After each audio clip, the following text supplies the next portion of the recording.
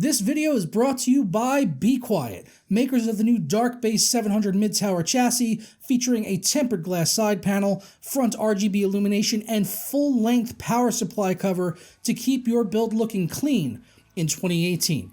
Click the link in the description below to learn more. Hey, what's up guys? Joker here. Today we've got a good old-fashioned tech news video with 3 stories that are hot right now, and let's not waste any time and get fired right into it, kicking things off with Intel, who have been making a couple of splashes in the last few days. So we're going to start off there. First off, Intel India has accidentally spilled the beans on the upcoming Intel SoC, which is a system on chip, which is going to be featuring an Intel CPU along with Vega graphics and HBM2 memory that we covered in a story a couple of months ago when this was first revealed after all of the rumors that had been going on for over a year about this becoming a reality with Intel and AMD teaming up. But in a move the other day, Intel India, like I said, they made a bit of a mistake and they accidentally listed this CPU with the other unlocked processors. Now, up until now, we had believed this to just be a system on chip, which would be built for mobile devices and things along those lines. Maybe even we could possibly see one in a console at a future date. Who knows? Maybe NVIDIA Shield tablets. Well, I doubt an NVIDIA Shield. I doubt they're going to put a Vega in an NVIDIA Shield. I take the last one back. But they showed it up the other day on a list of unlocked desktop processors, and it is called the 8809G, and we've also got a couple of specs that have been posted as well, so we got to first look at those because of this leak, which Intel has now at this time actually pulled down off of their website. So it shows here that it is running at 3.1 gigahertz, that'll be its base clock, and then it's got an 8 megabyte cache. Now, for the core and thread count, we're looking at a quad core with a total of 8 threads, so 4-core, 8-thread CPU. Other specs also mentioned in here is a 100-watt target package TDP, which is a little different than the rest of the ones listed in here. If they are going after a 100-watt target package, what we're looking at there is a 45-watt TDP for the Intel CPU, which would leave an additional 55 watts for the Vega GPU and the HBM graphics. So we're looking at somewhere between 20 and 24 compute units for the AMD graphics. So it'll be interesting to see what type of performance that can deliver, especially if we can actually get these things on desktops. Also mentioned is that it supports dual-channel DDR4 RAM up to 2400 megahertz, and it also lists the graphics as Radeon RX Vega M, so Vega Mobile, and then it says GH, which we're not sure exactly what that stands for yet, and it also mentions that it will have Intel HD Graphics 630 built onto the SoC as well. So very interesting leak because of Intel India posting this up. As I mentioned, they've gone ahead and already pulled this information down. So hopefully at some point in the future, we'll get confirmation on this, and if there'll be any other SoCs coming from Intel featuring Vega graphics. And yeah, let me know what you think down in the comments below, especially if these were to come to desktops, although I still don't really think that's entirely likely. It could have just been a mistake with this listing from the start. Our next story is staying with Intel yet again. Chances are some of you may have heard about this in the last 24 hours. Intel has actually been at the center of a massive bug that has been found within the Windows kernels that is going to require Windows to actually push out patches that has the potential at least to impact performance significantly. Some analysts are saying that the performance impact could be anywhere from 5 to 28% on modern Intel CPUs released in the last decade. And this has the potential to affect millions and millions of users, many of you out there, as well as myself included, who happen to be running Intel CPUs once the security update is pushed out.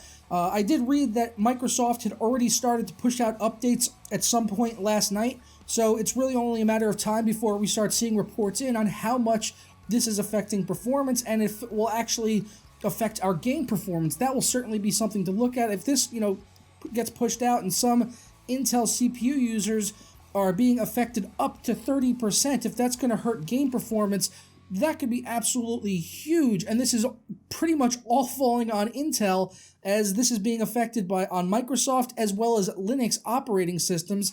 Although AMD seems to be widely unaffected, who actually pushed out a press release yesterday where they said that near zero risk at this time. The statement also said, according to Hexus, that it has actively engaged with the various security teams working on the recently disclosed risks and tabulates its products against the 3 speculative execution vulnerabilities detailed by Google. So you can see here on this table, we've got 3 different ways that you could be affected. Variant 1 is really the only one that seems like it could possibly affect AMD, although they're saying it would be a very negligible performance impact, nowhere near what we might see on the Intel side of things. And this is the patch that would be issued by Microsoft via the OS. So this is the only one that seems like it could maybe affect AMD, but even they're saying it's probably near zero to negligible performance impact. Variant 2, which is listed as a branch target injection, says that the differences in AMD architecture mean there is a near zero risk. Vulnerability to Variant 2 has not been demonstrated on AMD processors to date. So that one seems very likely. And then Variant 3, which would be a rogue data cache load, they said that there is a absolute zero AMD vulnerability of risk because of AMD architectural differences when compared against Intel. So this is a huge issue right now, and like I said, really only time is going to tell how much this is going to impact actual users on their systems with their Windows experience and gaming and all of that. So this is something I'll definitely be keeping a close eye on in the coming days, and once we find out anything more, I'll be sure to update you guys in a video, and maybe we could even take a look at the performance going before the patch to after the patch and see if there's anything actually hurting with gameplay. Our last story is concerning graphics cards, which analysts are saying that in the first quarter of 2018, we could see a rise in graphics card prices for about $5 to $20 extra, which doesn't really sound like a lot, honestly, in the landscape of graphics cards that has been all over the place in the past year because of cryptocurrency mining, which they are citing as this being one of the main reasons why we'll see a hike in prices yet again by about $5 to $20. But like I said, compared to like what we've seen in the past 6 months, $5 to $20 is nothing, as we've seen RX 580s going for around $500 at some points in time. So $5 to $20 doesn't really sound like that much to me. But yeah, we're seeing a big boom again in cryptocurrency. So many companies are starting to jump into that arena and release their own forms of cryptocurrency. Even centralized banks are using it now, and that's starting to become very popular with things like Ripple.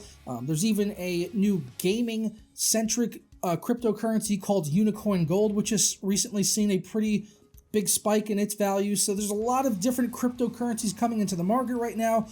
Some which, like Ripple, you're not even able to mine that with a GPU, so that one's really not affecting it.